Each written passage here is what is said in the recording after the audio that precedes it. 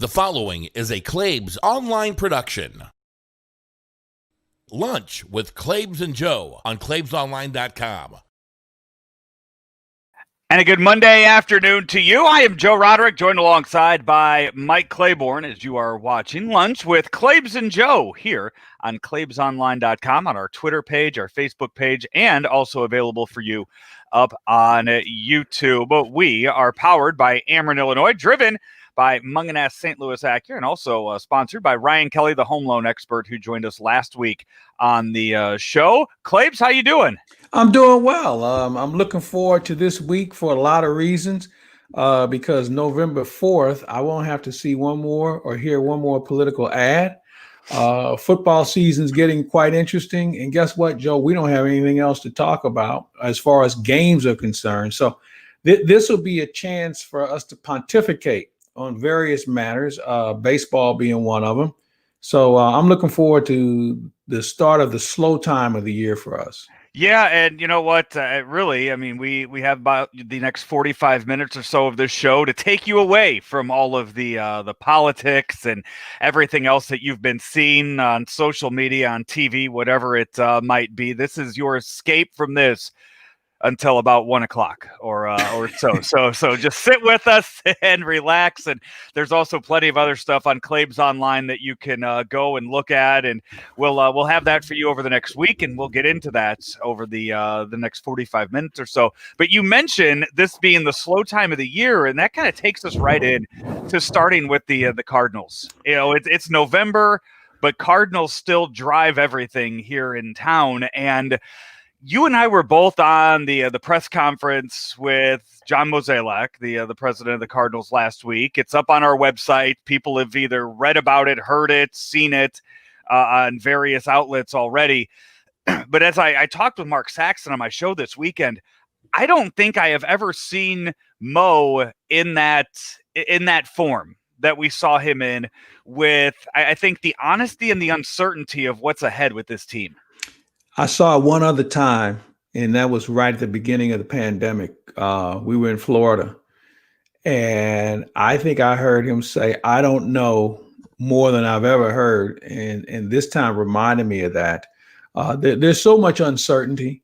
And if there is an uncertainty, there are things that cannot be divulged yet, because I'm of the belief that every team, well, let's put it this way, the good teams have 3 or 4 plans on the board that they can go with. 25% capacity. When does the season start? What are we looking for from a free agent? Are there trades out there? Let's look at some contracts to see who's up in a year or two. There are so many scenarios that are unfolding that he just can't elaborate on. And in some cases, he just doesn't know. I mean, we have a spring training schedule and we have a regular season schedule already put down on paper. I'd be willing to venture that that's all going to change. I think the closer we get to certain dates on the calendar, the more they're going to evaluate it and say, would we be better off waiting a month? You know, you mentioned the board that they have, and then, you know, if people aren't familiar, all these teams, they have their boards that have this year's team, have next year's team, have the team from 5 years from now as to what they plan or hope it looks like. And the Cardinals, being a National League team, I mean, there's one big spot on that board right now that has a question mark next to it, and that's whether or not they even get a DH next year. I mean, they're going into it right now not knowing if they get 8 hitters or 9 hitters in their lineup, and that's insane to think about. Well, I think they're going to remedy that this week. The general manager meetings are taking place as you and I are talking, and I know that was a real big issue on the agenda. What are we going to do about the DH, and when can we move forward on it? Because you're right, it's holding up everything. It's holding up every organization, and even the ones in the American League who already have the DH. I think that's a pressing matter right now. And I'm sure the other issue is going to come into play is, where are we with respect to a collective bargaining agreement? Where are we with regard to being able to have some cost certainty after this season, where we can, if we want to sign a guy, do we sign him for a long-term deal, or is everybody going to get a 1-year offer? And I'm of the belief, with the exception of maybe a half a dozen players, I think everybody's going to go into this season with a 1-year contract, which I'm not sure it's all bad, but I think it really kind of protects the player too, because the landscape may be more advantageous for them, but it also could be something that maybe the structure of contracts, the money may still be the same or similar, but the structure may be different. So there's so many things that have to be addressed. And I know spring trainings is supposed to start in late February, but you don't have that kind of time to put yourself up against the wall and say, all right, we're going to do this, this, and this. A lot of things have to happen. So I think we're going to hear more about the DH here in the very near future. Yeah, and the Cardinals' big move, obviously, was Colton Wong not picking up his option. And fans can look at that and they can say the Cardinals are cheap, or they can say that the Cardinals don't know what they're doing and don't have a plan. Look around all of baseball. Look around at every other team and every other name player that has an option. Go look at how many of those options have been picked up, and then look at the list of how many of those options have been denied or not picked up, as the way they did with Colton Wong. They bought out the final year of his deal. And you'll see that all of these teams are doing that because, as you mentioned, these teams don't know what the next year has planned. So they would rather go into it not having that on the books and then figuring it out later than having $12.5 million on the books, not knowing if they're, what kind of position they're going to be in to pay it all. Yeah, no, you're right. And I think when you look at how everybody's kind of looking around at each other on what are we going to do or what are they going to do, I'm of the belief that they have a pretty good idea of what's going to be out there. Player-wise, you mean? Yeah. And I also feel like everybody's got a different approach, but it's going to be within the certain guidelines of what I think they've already determined on how they want to approach this. You're going to see some teams say, we're not going to pick up your option, but we would be willing to talk about a lengthier deal, maybe at less money. And I think the player has to come to the conclusion, bird in the hand worth better than two in the bush, or it's not as much money as it could be, but it's a whole lot more than it would be on a one-year deal. Yeah. So there's a lot of different scenarios that I think are going to come into play here on how players are going to value their situation. You've got some younger guys who want to really jump off in the free agent. You've got some veterans who would say, hey, you know what, I just want to get a good deal because it could be my last one, because as we're learning, the veteran players are being priced out of the business. So there's so many things that still are undecided that I feel like it's got to come together. But I'm going to go back to my original point, Joe. They've got to work on collective bargaining agreement. And I know they may not feel like they've got all the pieces to work with. Get the small stuff out of the way. Let's not have any sticking points. Get the rules situation squared away, the pace of play and other issues that have come up. And we'll save the chunk of it once we have a better barometer on what finances and what the next few years are going to look like. You mentioned the players, the situations of declining the option and maybe making it lengthy. In the press conference with Mo, he mentioned that the door was open for Colton Wong. And then you immediately see Colton Wong on Instagram and his wife on social media thanking the Cardinal fans for the memories, saying that they're on to their next adventure. So it seemed like that door was only open on one side. It seemed like the Wongs are on their way out to different ventures. I think that was more out of emotion than anything else, because I also feel like this is a situation where if you do test the waters, I mean, how many $12 million second basemen are there out there? And I know he's a gold glover. Okay, I get that. But that's a position over the course of the last few years, a lot of teams have used as kind of I won't say a throwaway position, but it's one they haven't heavily invested in. So I'm not sure if that's going to be the case. And I'm sure that obviously he was disappointed when he was told they weren't going to renew that option. But again, Mo said the door was open. I think it's a revolving door that maybe they can get back on the same page, but I don't think it's going to be any time in an imminent future, because I think Wong obviously wants to kick the tires on what other options are going to be out there. There are other doors too that we need to look at, and that's Wainwright and Molina. Both of those two are free agents, and the rumors are already out there as to what teams might be pursuing them. Do you put any percent chance that both of those guys end up with the Cardinals next year? Yeah, I put a high percentage on it. Really? And I also, this whole rumor mill, and I know it's what we do. It's part of what we do because we don't have any games to talk about. I think sometimes you have to consider the source of some of these people who circulate it. Yeah, sure, teams are going to have an interest, but here's a question I'm going to ask you. Adam Wainwright is pretty good for a 60-game season. I don't know if Adam Wainwright is going to be good for a 140-game season or a 162-game season. If it's me, maybe I sign Adam Wainwright and say, hey, you know what? I'll see you in June. I'll see you in July.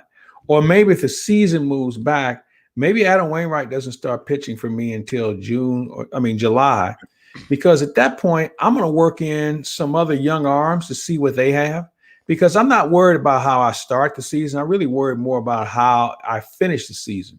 Now, that might be fine for if 8 teams in each league are making the playoffs like we saw this year.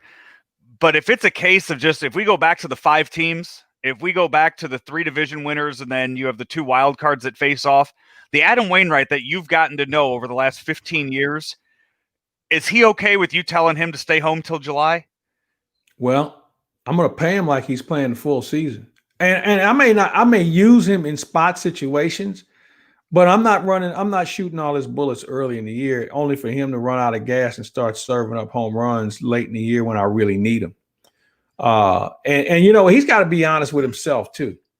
There are a lot of guys who pitch well in a 60-game season, but we're not going to play 60 next year. At least we're not hoping to. I think if we move the season back, we might be around 140. But the point being, maybe he gets 20 starts instead of 30. I want to make sure I get the most out of it, and I want to pay him. I feel like his value on the back end is more important than his value on the front end. How many times have we seen guys who get off to great starts? Oh, he's an all-star. Gets to the all-star game and then gets his hat handed to him for the rest of the year. We're trying to figure out, well, I wonder what's going on. Well, maybe he's not as effective in the second half. I'm not worried about that. I think I can catch up. Think about the division you're in. There's nobody who's going to run away in this division. Okay. So you have a chance to keep it close. And we're talking about one pitcher. Okay. We're not talking about an ace. We're talking about a guy who's probably your 5th starter. So I'm not really going to put that much stock into the fact where I got to have him come April 1st. I'm not worried about that. We've talked a lot about free agents, and every year the Cardinals are involved in trade talks. I would say the 2 biggest names out there for them right now, Nolan Arenado, Francisco Lindor, probably the 2 names that Cardinal fans would like to have in their infield for next year. Not going to happen. I don't think so. And that's without having the minor leagues last year. Going through an entire year of not having the minor leagues, how can any team make a trade where they get prospects back? Because not one team saw a prospect get to play a game at single A, double A, whatever. We have no idea how any of these prospects have elevated their game or declined at all in the last year. I think the only guys that are in play are those guys who were called up. In St. Louis's case of Dylan Carlson, who you had a chance to see a little bit. You're right with respect to how teams are going to look at the future, but I think they all have enough initial information to know if this guy has an upside to him. So, you got to get creative here, okay? You're going to have to get creative, and you have to make a decision on, are you competing next year or are you just there? Because there's some teams that feel like, well, you know what, we don't have a chance next year, but we'll be good in 22.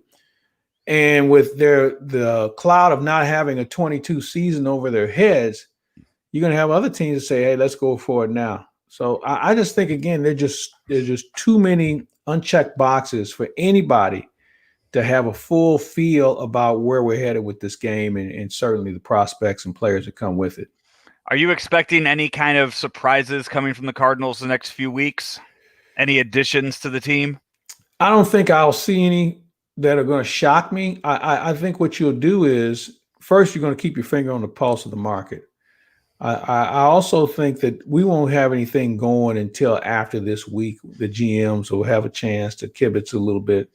It'll obviously be in a virtual environment, but I think once guys start to kind of look around and you look at the guys around, oh, they didn't keep this guy. Oh, they may be looking for something like this. And I look at that method of being something that we're going to see a lot of conversations now that the rosters and the qualifiers and the non-qualifiers have been submitted.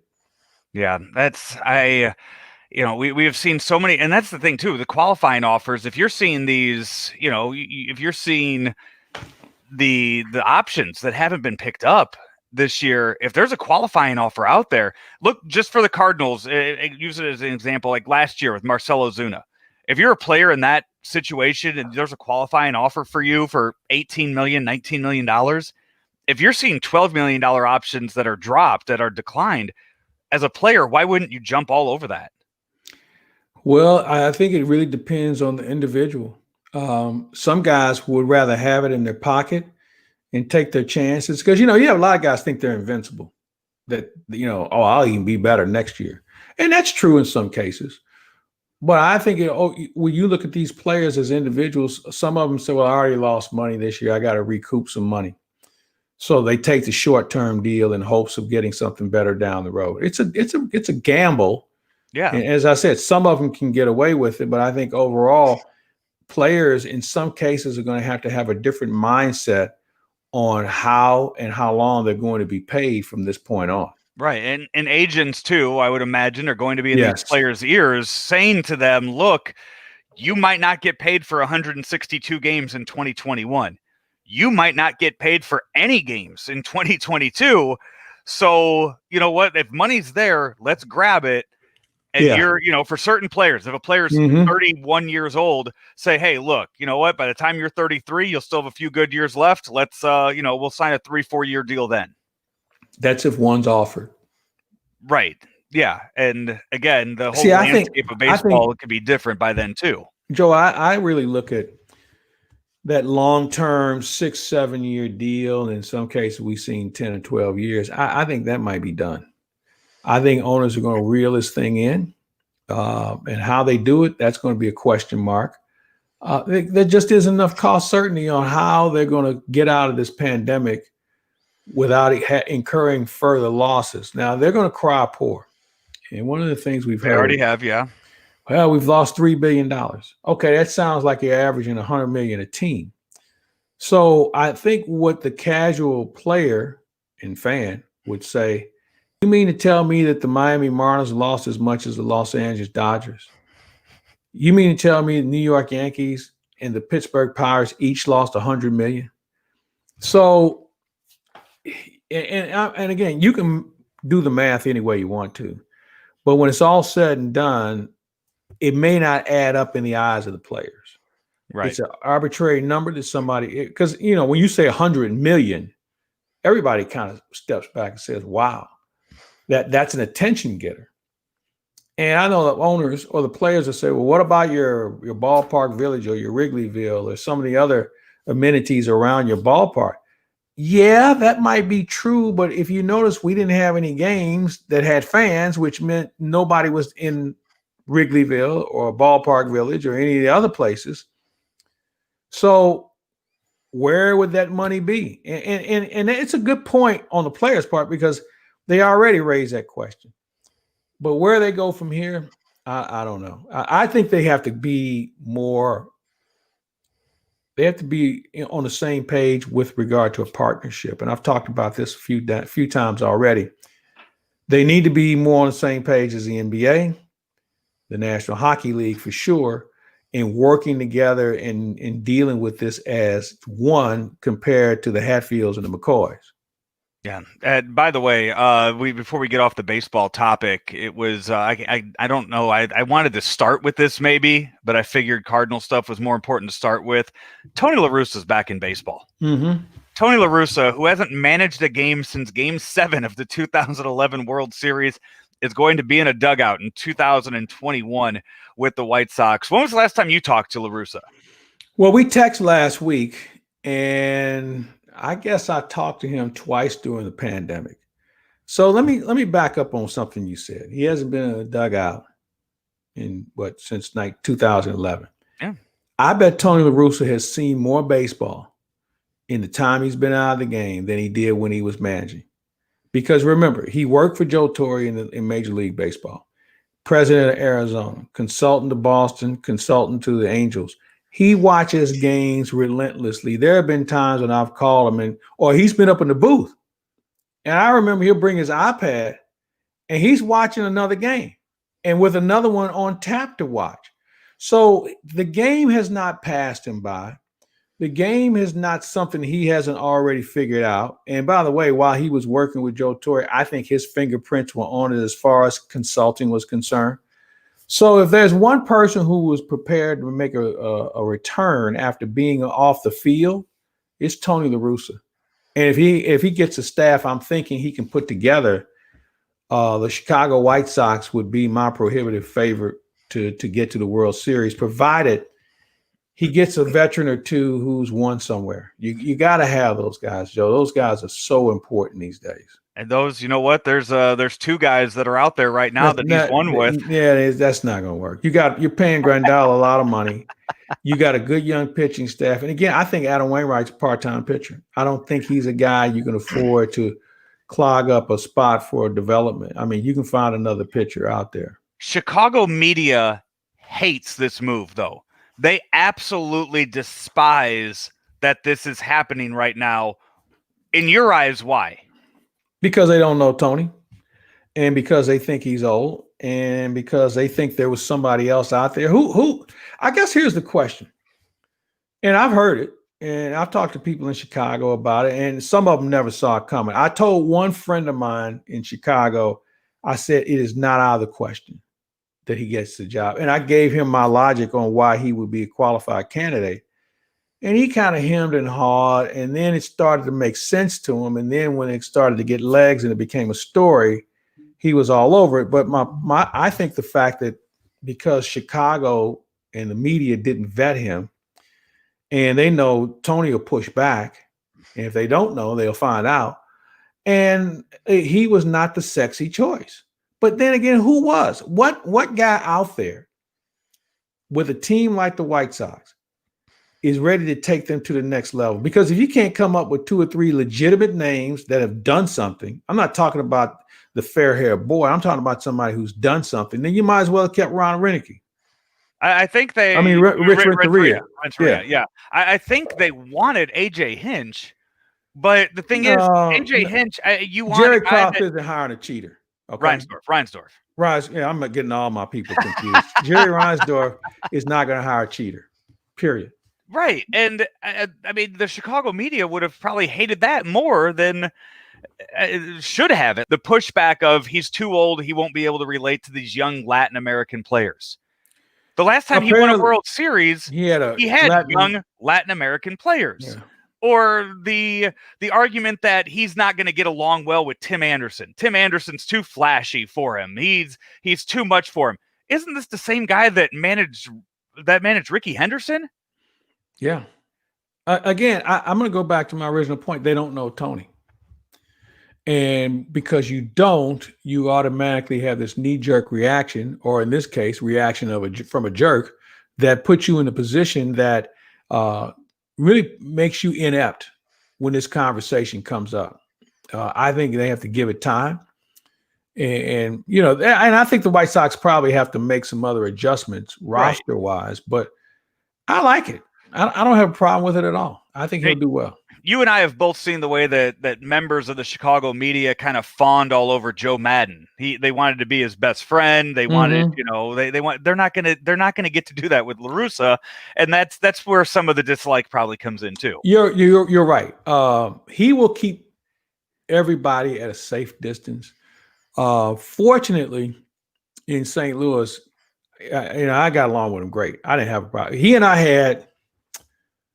I think we had maybe 1 or 2 nose-to-noses that really, it was a comment. Over what? Was it over a play, a game? No, it was over a player, and he made a comment about a Latin pitcher. He said, "In that Latin pitcher, I think it was Zambrano," We had a little throwing deal. And I asked him, I said, well, I want to ask you about your comment about the Latin pitcher. What was that supposed to mean? He said, what do you mean? I said, well, I thought he was just a pitcher for the Cubs. What does being Latin have to do with the fact he's throwing at your guys? And one thing led to another. And, he said, and so I said, well, I didn't think that was an appropriate term. And we went back and forth. He saw where I was coming from. And, we moved on. I mean, he was a great friend to me. I've got no complaints about him. But, and there was one other issue. I'll tell you one of my favorite Tony stories, and I'm sure he'll chuckle at this. So I'm doing a game, and Mike and John are both gone. And it's Jay Randolph and myself doing a Cardinal game. It's a Sunday. So I told Jay, I said, Jay, I'll go down and interview the manager. You sit tight, I got everything. So I go down on the field. So Tony's holding a scrum, right? And it was the late Joe Strauss, another writer, about a half a dozen, maybe eight people. And Tony's leaning on his fungo bat and he's talking. And so all of a sudden, Derek Gould and another writer were going to go because he didn't like what Strauss wrote and he was going to pin it on Gould. And one thing led to another, and they are nose to nose. And I just said, hey, take that shit down in the dugout, in the hallway. Don't stand out here and embarrass everybody like that. And, Derek, to his credit, he realized, yeah, you know what, this isn't the place for it. But the other guy, he didn't want to. And I said it again. And Tony didn't care for this guy, right? And so once everything is clear and I got to do the interview, and he says, I love you to death. I really respect you. He said, but if you ever prevent this person getting his ass kicked, I'm going to use this fungo bat on you. And he had that look on his face, and then he started grinning, and we both chuckled about it. And I'll never forget that one, man. It was hilarious. But this writer was a real pain in the ass. Kind of reminds me of a couple of guys we have now. But Tony was like, I really wanted to see that. And I had my money on Gould. And I laughed, man. Oh, my goodness. It was priceless. Hey, this is Lunch with Claibs and Joe on Twitter, Facebook, and YouTube. We're powered by Ameren, Illinois, driven by Munganess St. Louis Acura, and also powered by Ryan Kelly, the home loan expert. Mike Claiborne here with the home loan expert, Ryan Kelly. Ryan, the rates are now in the twos. What does that really mean? True monthly savings. If your current mortgage rate is not in the twos, we need to talk. We're saving our clients hundreds, even thousands of dollars a month. TheHomeLoanExpert.com.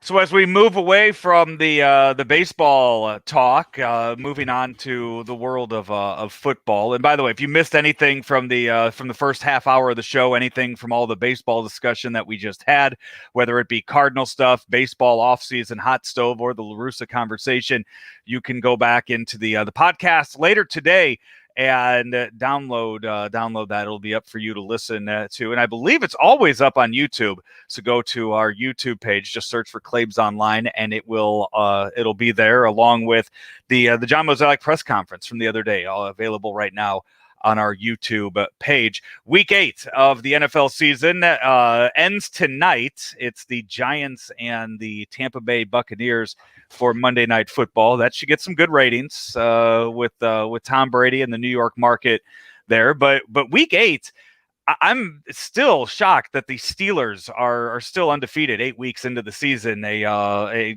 just why? You know what? I'm just shocked that they're undefeated in general. I figured they don't have the powerhouse team. They didn't have the big offseason that some of these other teams did. And it's mostly just the same guys that they had last year. Healthy, but a healthy Ben Roethlisberger. Well, and they're winning games. And yesterday's game against the Ravens that was a heck of a victory for them. Yeah, I give Roethlisberger credit for creating stability at a key position. But you know what, man? They just play football in a manner where they stay with their fundamentals. They play good defense. They really tackle well on defense. And they're missing one. They're missing Bush as well. But Spillane has stepped in and done a really nice job. Had a return yesterday and made a good play last week. But I look at what the Pittsburgh Steelers have done is just finding good health, good players that can come in and do their job. No real superstars. I mean, the Claypool kid is new on the block. Running game is solid. And they maintain ball possession. They don't leave defense on the field too long. Yeah, our picks this week, by the way, we had the Raiders-Brown game, the Steelers-Ravens game, the Saints-Bears game, and the 49ers and Seahawks game. Both Hanselman and Hoffman both went 3-1 on their picks this week. So Claibs, you went 2-2. So Hoff's our new leader in the clubhouse right now. That'll change. You know why that's going to change? Because I'm never betting on the Bears again. Worst team I've ever seen with a plus 500 record. Hoff's about to have some other things on his mind though. And that's the other reason why I'm going to take over, because he won't be thinking straight here for the next few weeks. As his wife's do. I mean, I haven't texted with him today I yet. I think today is the day. I haven't. I gotta check in with him and find out when it is. But I knew it was coming up. I thought it was the end of October, but here we are into November. Where who knows? I mean, he might miss some picks, and then it'll be a winning percentage type of deal. I'm gonna still win it, so he can stay home for the rest of the year. As far as I'm concerned, I'm still gonna win it. Hanselman was asking me if we're putting anything on the line with this, and I think we should. I think I'm the last to speak on this right now since I'm in dead last. Yeah. So me throwing anything out there is, that's just wasted whatever we come up with. So I don't think I'm the one that. We won't make it a financial. We won't make it a financial prize. I've always liked to do one where whenever my name was mentioned, you'd have to stop and say, you know what, the smartest football person I've ever met. Period. I just really adore and admire him so much. Something that gives that other person, we have to do something like that, or have some sort of belt, belts, everybody's got one of them. Right. We have to come up with some sort of special honor that we all basically have to genuflect to whenever this person's name is brought up in some way, shape, or form. If that's the case, I would be all for that, just to the fact that you and Hoff right now are first, right up there, 1 and 2, just because I'd want to hear Frank have to say that on the press box every single day, dealing with both you and Hoff as often as he does. Because Frank ain't going to win it. I can tell you that now. Frank's not going to win it. You have a chance to get the bronze medal here if I were you. Yeah, Frank is way too invested in his fantasy team to care about any kind of picks just here and there. So that's he's got his mind elsewhere for that. But hey, Tua made his debut. It wasn't pretty, but the Dolphins still won that game. They beat the Rams, forced 4 turnovers on Jared Goff, and then you saw Joe Burrow defeat the Titans. Titans were undefeated going into last week. Now they've lost to the Steelers and the Bengals. So you're seeing another good week of young quarterback play, not to mention the game in Denver that came down to the very last play. Drew Lock and Justin Herbert out there. I'm telling you, I know we talked about it in depth last week about the young quarterbacks in the NFL, but you are seeing you're seeing so many non-busts right now at the quarterback position, and it's a good thing to see. I think one of the reasons why they're better prepared coming out of college, the passing game is very prominent in college now. And I think that these guys are better suited for it, because it wasn't like they got a lot of reps in practice, because they didn't have much practice as far as spring ball and mini camps and all that stuff were concerned. So I think overall it's something that we're going to see trending. Now, I think the question will be, what will defenses do? I think you'll see some teams maybe have a few more what I would term exotic defenses, show you something and then take it away from you once guys go in their patterns. So I think overall it's good for the game. I don't think there's any doubt about it. And I made this point earlier today with Frank. Can you name the top 3 rushers in the NFL? Because it seems like running backs have taken a back seat. I'd have to look at the numbers. I'd have to look at the numbers, but I'm going to say Dalvin Cook is up there. I don't know. And the reason why I say that is because I think Cook had been injured a little bit, but I'll give you a good example. Ezekiel Elliott is paid like he's the best runner in the game, and I don't think Ezekiel Elliott's been over near 100 yards this season, maybe early in the year. I got the list up right now. Dalvin Cook is 5th. I would guess there's no way you could get 2 of the guys that are in the top 4 right now. Derrick Henry would be one. That's number 1. That's why I said 2, because he's number 1 on the list. Boy. So Derrick Henry's number 1 right now, 663 rushing yards. In second place with 551 is the rookie from Kansas City, Clyde Edwards-Helaire. Number 3 from Arizona, Kenyon Drake. Yeah. Number 4, Ronald Jones II, Tampa's running back. Well, he's been here's why he's doing well, because they can't stack it. They can't put 8 in the box and try and just stuff him, because they have to respect Brady. So that means there's a lot more spread coverage, which means there's going to be some bigger holes to get through, and they can throw it to him as well. The passing game is here, man. Unfortunately, it would put people in the seats. But we'll see how things unfold as we get into December and certainly postseason, because you still need a running game, which is why Tennessee, if they can tackle somebody defensively, they can be right back in this thing. Seattle is a team that's tried to help themselves. I think Carlos Dunlap was a huge move for them. So I still feel like the defense is going to win it, but the offense is going to be predicated on how well you run the ball to support the passing game. Yeah. Mizzou, by the way, they fall to Florida this weekend. Can we start on that? Because I saw you were tweeting all about it. I just I watched the highlights and read about the game afterwards, but I saw the big fight, but I saw you had an issue at the start just even trying to find the game.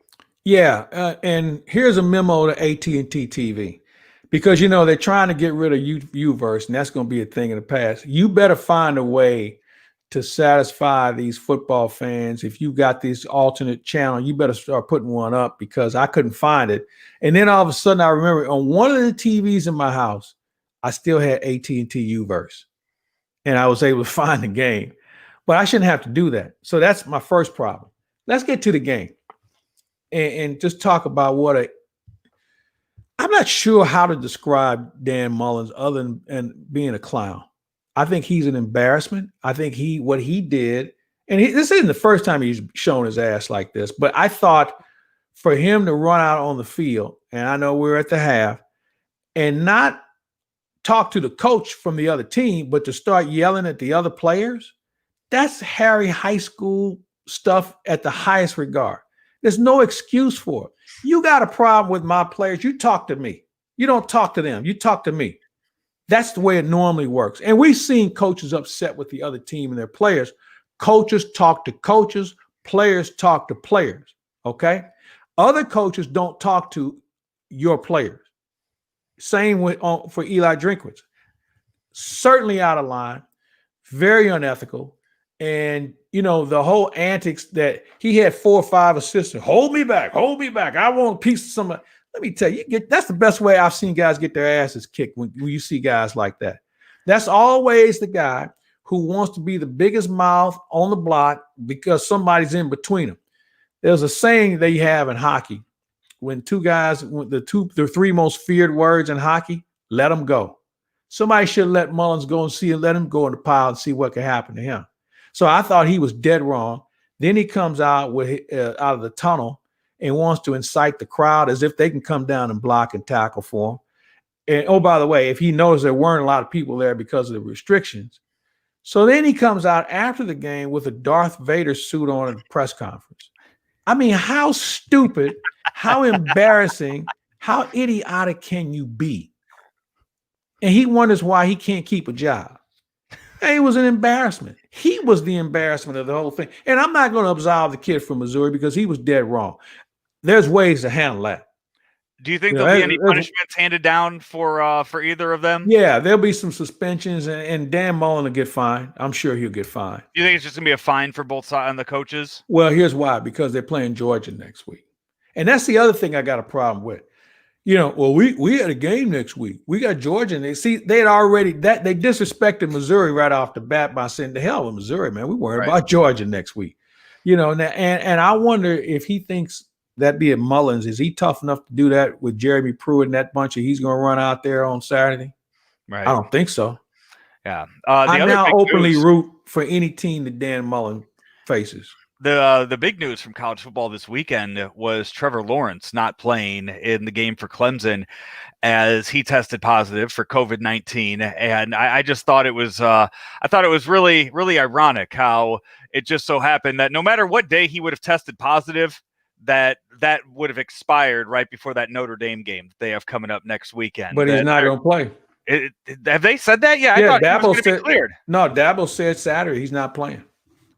I haven't seen that yet. I thought that I saw that he was going to be cleared and ready to go by Notre Dame. He said after the game Saturday that he is not playing.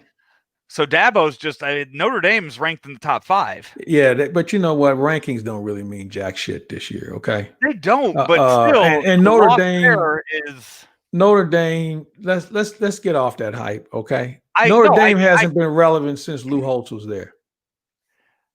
Now, come on. They've played in 2 national championship games. You know what? That's interesting you bring that up. They were there. They had their helmets on, but they got their asses handed to them on both occasions. Yeah, so but if I'm Notre Dame, I would quietly walk away and not even acknowledge that I was there. But the thing, yeah, they got exposed. You can't say that they haven't been relevant. You can't say they haven't been relevant, though. They're relevant in the eyes of Golden Domers, okay?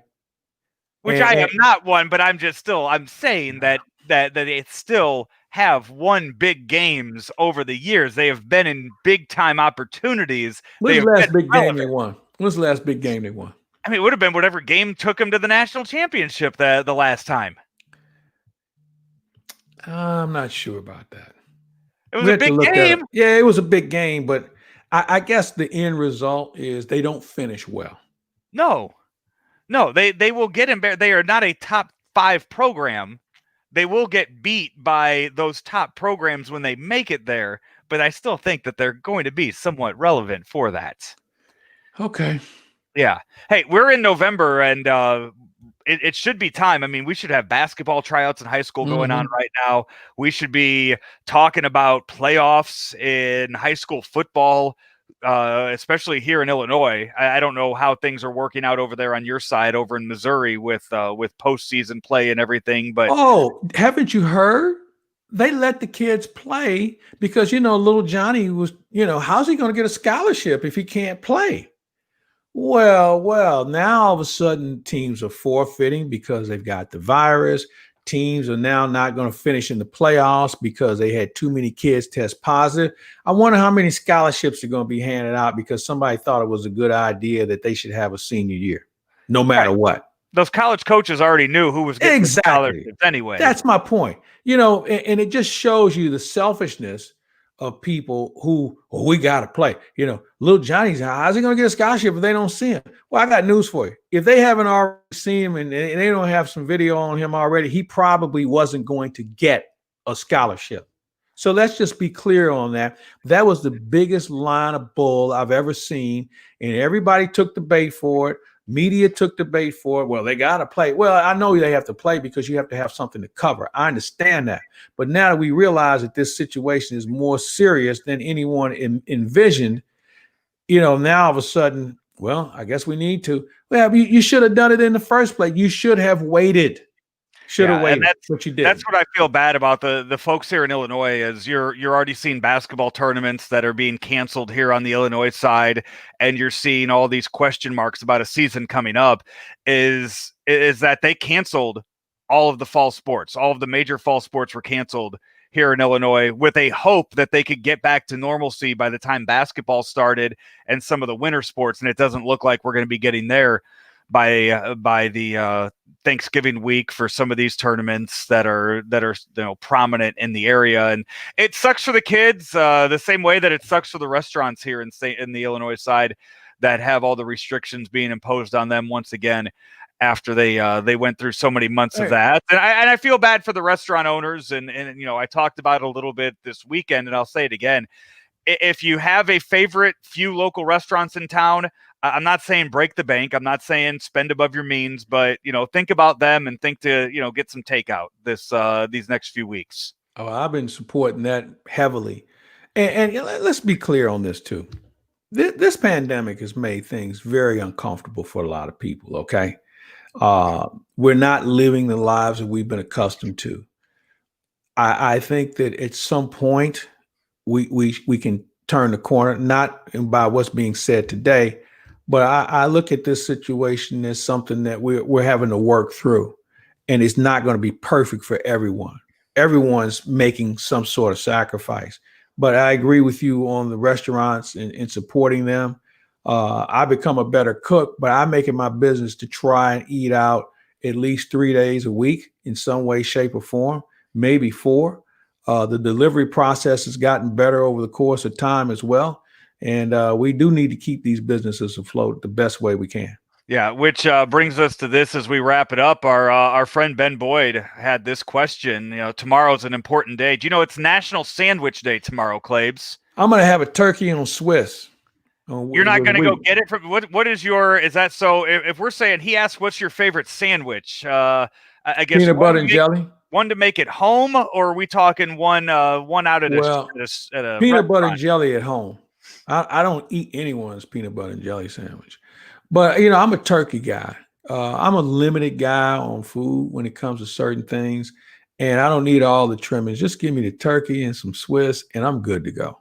I go, you see, at home it's peanut butter and jelly. Is hamburger a sandwich? I know that's National Hamburger Day. I think it's National Sandwich Day. But I will say I will do peanut butter and jelly, and I'll put Doritos in there. Boy. Yep.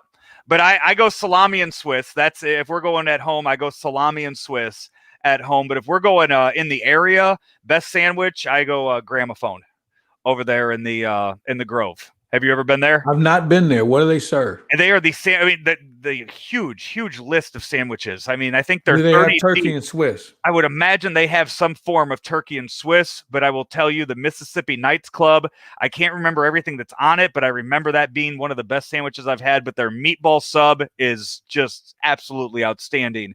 There at the Gramophone in the Gramophone. Grove. All right, Yes. I'm gonna have to look that up. I may be in that vicinity tomorrow. Yeah, it's right. I mean, right there. You can't miss it. Big painting on the side of the building, and I know that they are. I follow them on social media, and I know they're doing everything to make sure everybody is served well during this time. I'm gonna make sure that we are out somewhere where we can eat some food next. Or if they can deliver it, however they want to do it, we will do that for sure. If we're going to beg for food and we're talking sandwiches, then, we need to reach out to Andy Candy over at Crown Candy and see what kind of BLTs we can get delivered to us. See, I don't do BLTs, but I'm sure they have something else. I told you I'm a finicky eater, man. So there's a lot of things that do not cross my palate. So we'll have to figure something out. I'm going to make that. I'm going to try to get us in somewhere next week to do to get food next week on the show.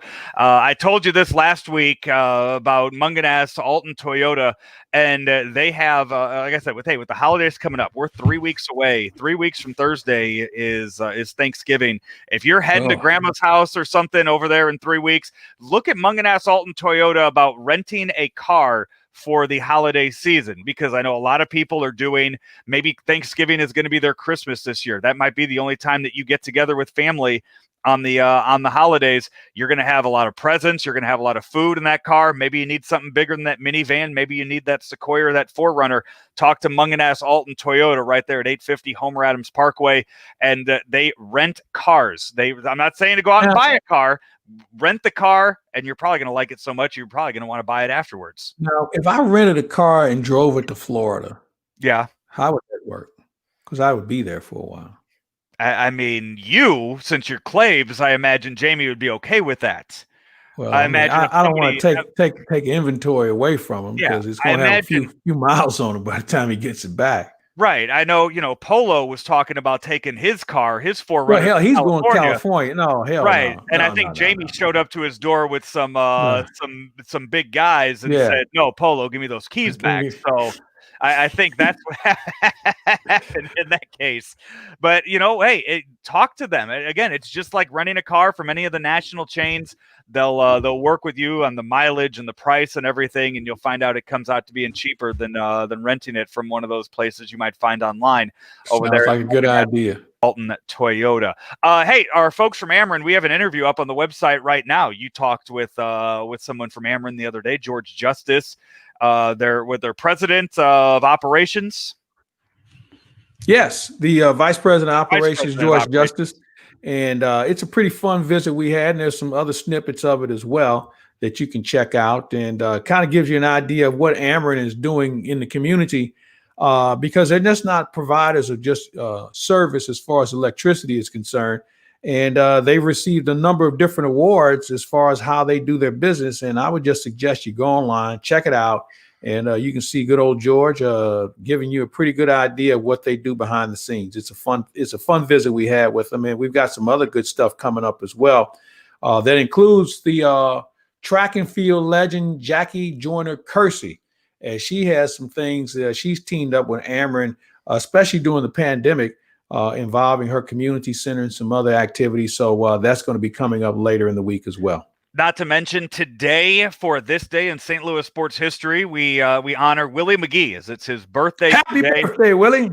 So you and number 51 have a really good conversation, about 15 minutes long. We're putting that up, so today you can hear just a snippet of it as part of this day in St. Louis sports history. Tomorrow, the entire interview goes up online on claibsonline.com. You can hear the entire conversation between you and Willie McGee. And I believe, Claibs, you're interviewing another Hall of Fame Cardinal outfielder too. Jim Edmonds, going to visit with him later today, and that's going to be up later this week. So we got a lot of stuff coming up because, as I mentioned earlier, we don't have a lot of games to talk about. And this is a time for you all, our viewers and listeners, to get a chance to know some of the people we've come to appreciate as they excelled immensely on the fields of play. So we'll have some great interviews coming up. Mike Emmerich scheduled to visit with us later in the week as well. We'll talk with what I think should be a person who would be on the Mount Rushmore of broadcasters, and a few other surprises up our sleeves before the week is up. Absolutely. He is Mike Claiborne. I'm Joe Roderick. You have been watching and listening to Lunch with Claibs and Joe here on Facebook, Twitter, and YouTube, part of claibsonline.com. Powered by Ameren, Illinois, driven by Munganass Alton Toyota, Munganass St. Louis Acura, and sponsored by Ryan Kelly, the HomeLoanExpert.com. Have a great rest of your Monday, everybody. Stay safe this week.